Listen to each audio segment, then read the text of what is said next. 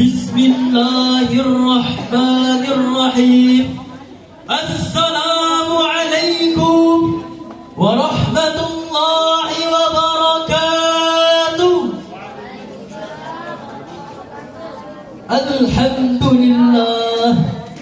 Alhamdulillahilladzi hadana siratal mustaqim siratal anbiya'i wal mursalin was-sadiqin was-syuhada'i was-salihin.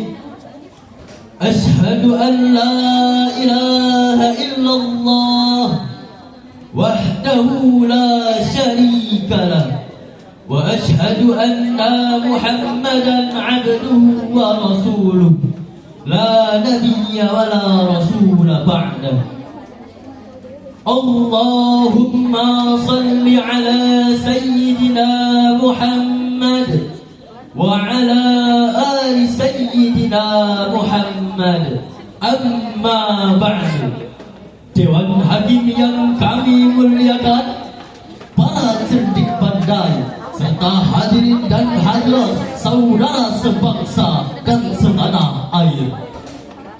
Indonesia, negeri kita tercinta, adalah sebuah mosaik agung yang terbentang dari Sabang sampai Merauke. Ia diwarnai oleh ragaman suku, bahasa dan juga agama.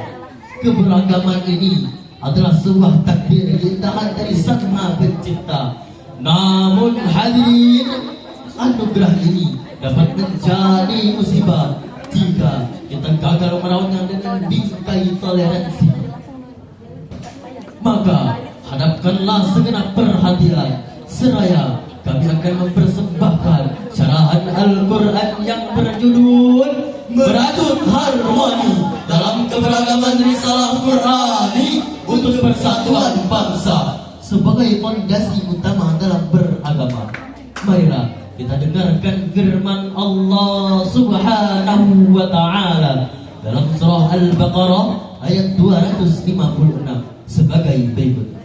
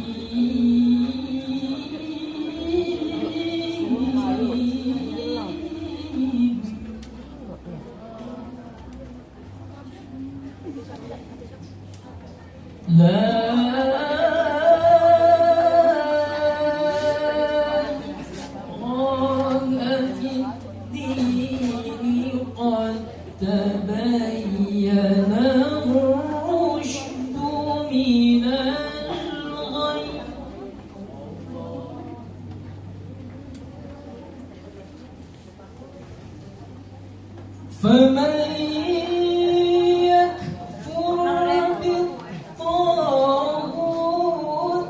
ويؤمن بالله فقد استمسك بالعروة الوثقى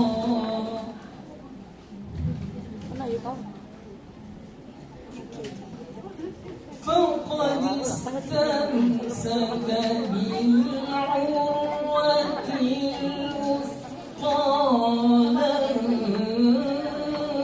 انفصام لها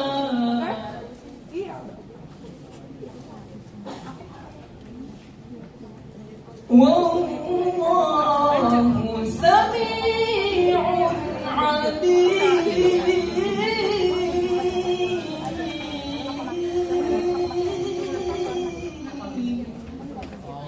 Aku berlindung kepada Allah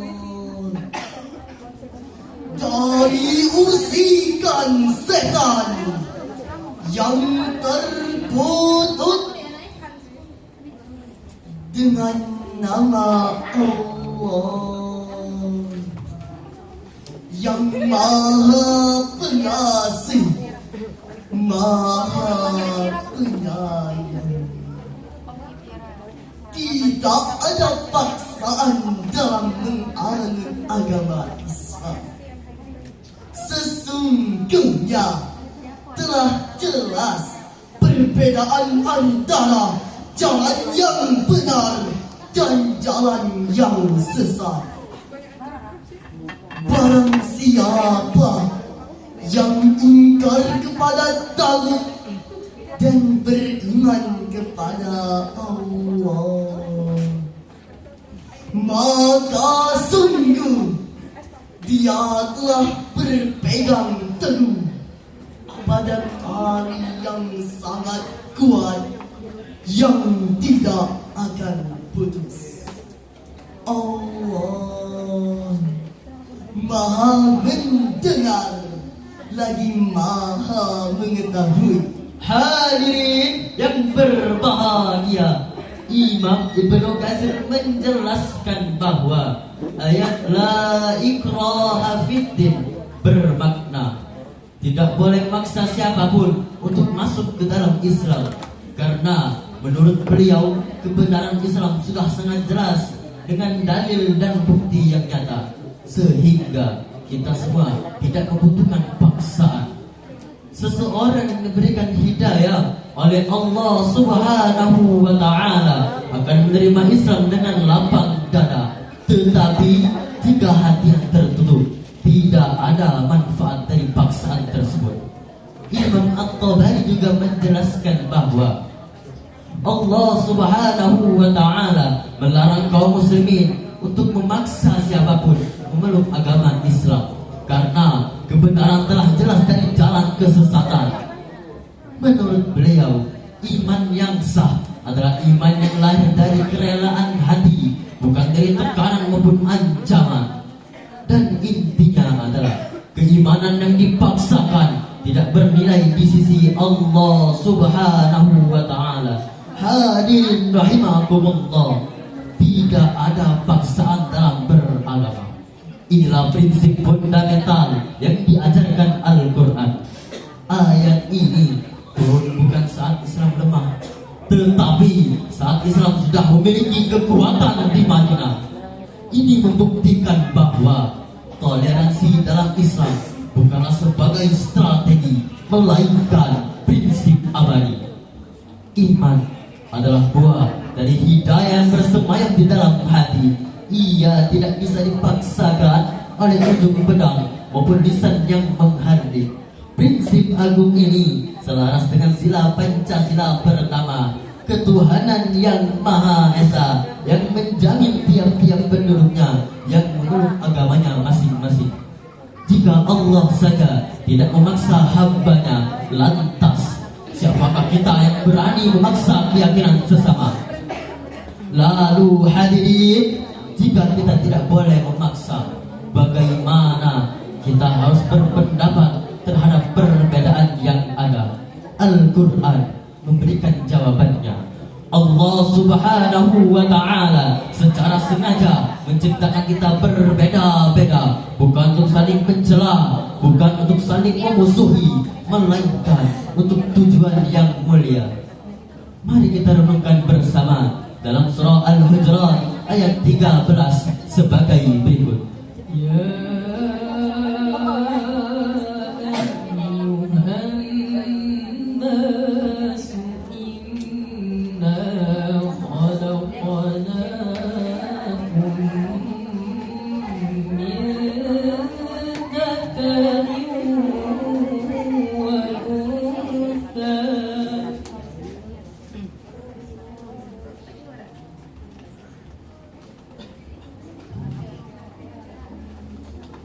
Inna khalaqnakum min dzakarin wa untha wa ja'alnakum syu'uban wa qabaila lita'arafu.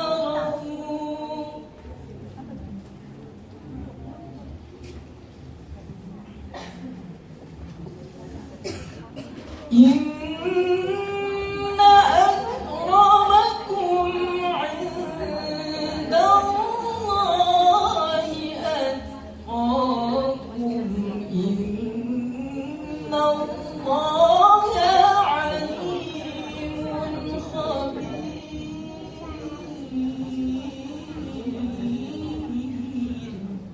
Wahai manusia, sesungguhnya kami telah menciptakan kamu dari seorang lelaki dan seorang perempuan, dan kami menjadikan kamu berbangsa-bangsa, bersuku-suku, agar kamu saling mengenal.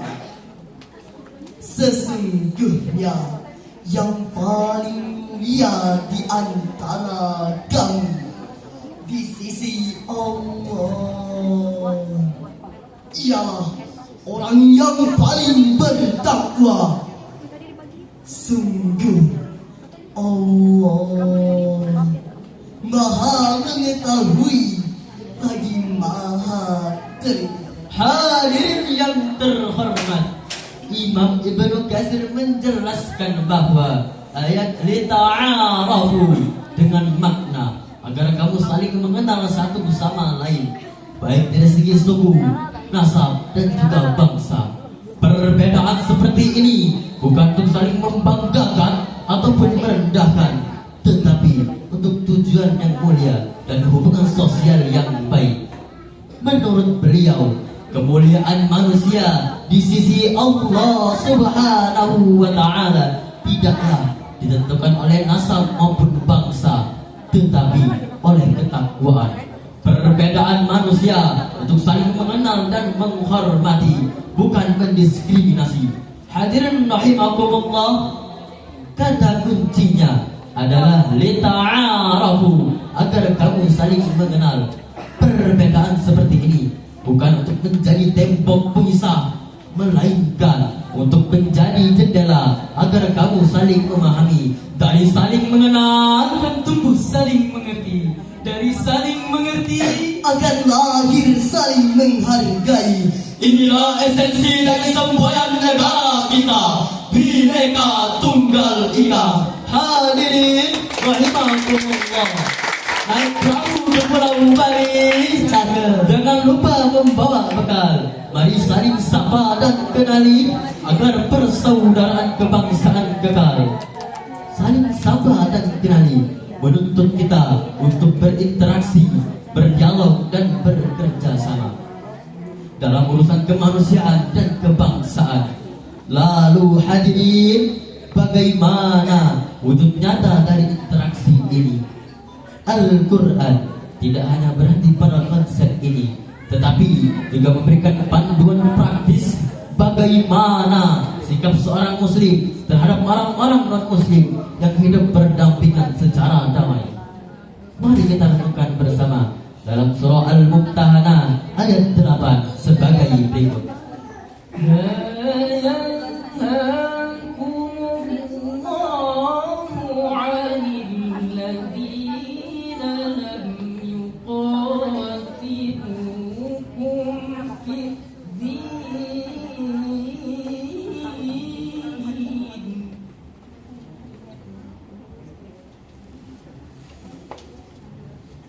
عن الذين لم يقاتلوكم في الدين ولم يخرجوكم من دياركم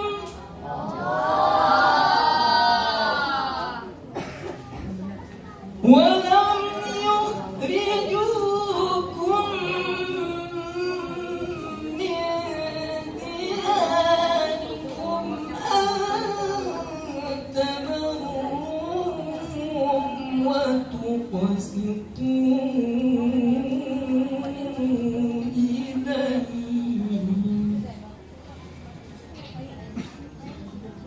إن الله يحب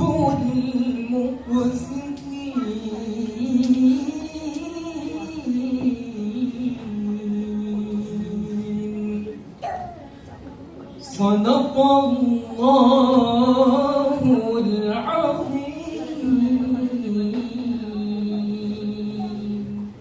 Allah tidak melarang kamu dalam berbuat baik dan berlaku adil terhadap orang-orang yang tidak memerangimu dalam urusan agama dan tidak mengusir kamu dari kampung halamanmu. Sesungguhnya Allah mencintai orang-orang yang berlaku adil. Maha benar Allah yang maha agung dengan segala firman-Nya. Allahu Akbar. Hadirin Dewan Hakim yang dimuliakan Allah Subhanahu wa Ta'ala, Imam Ibnu Katsir menjelaskan bahwa bolehnya, bahkan dianjurkannya berbuat baik, al-bir, dan berlaku adil, al-iz, kepada orang-orang non-muslim yang tidak memusuhi kaum muslimin dan tidak mengusir mereka dari negeri mereka. Sikap baik di sini mencakup hubungan sosial yang baik dan berlaku adil, berarti tidak menzalimi dan tidak memenuhi hak-hak mereka. Beliau menegaskan bahwa ayat ini tidak bertentangan dengan loyalitas Islam karena kebaikan adalah akhlak yang dicintai oleh Allah Subhanahu wa Ta'ala, dan Islam mengajarkan toleransi, kebaikan dan keadilan terhadap orang-orang non-muslim yang hidup berdampingan secara damai. Hadirin rahimakumullah, ayat ini adalah lampu hijau bagi kita semua untuk antabarruhum wa tuqsitu ilaihim, untuk berbuat baik dan berlaku adil terhadap orang-orang non-muslim yang tidak memusuhi kaum muslimin. Berbuat baik mencakup hubungan sosial yang baik seperti menolong tetangga saat sedang kesusahan, menjenguk saat mereka sakit, dan mengucapkan selamat atas kebahagiaan mereka. Berlaku adil mencakup muamalah dalam hukum, bisnis, dan pemerintahan tanpa memandang latar belakang dari agamanya. Inilah wujud nyata dari toleransi aktif, bukan hanya diam dan tidak mengganggu, tetapi proaktif dalam menebarkan kebaikan dan keadilan sebagai bukti bahwa Islam adalah rahmatan lil alamin.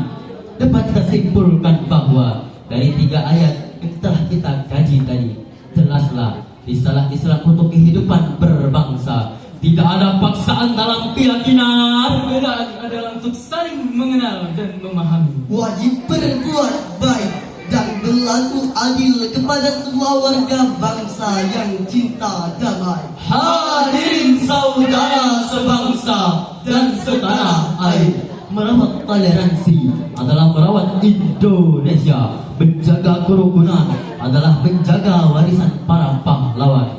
Maka mari kita jadikan perbedaan ini sebagai kekuatan, bukan sebagai alasan untuk perpecahan. Pagi-pagi pergi ke pasar, Pulangnya ke rumah Pak Herman. Terima kasih telah menunggu dan bersabar untuk mendengarkan cerahan yang penuh pengajaran. Wallahul muwaffiq ila aqwamit thariq. Wassalamu alaikum warahmatullahi wabarakatuh. Selanjutnya kita panggil peserta dengan nomor 1705. Peserta dengan nomor 1705 dengan tema merajut persatuan dan menjaga kerukunan umat beragama.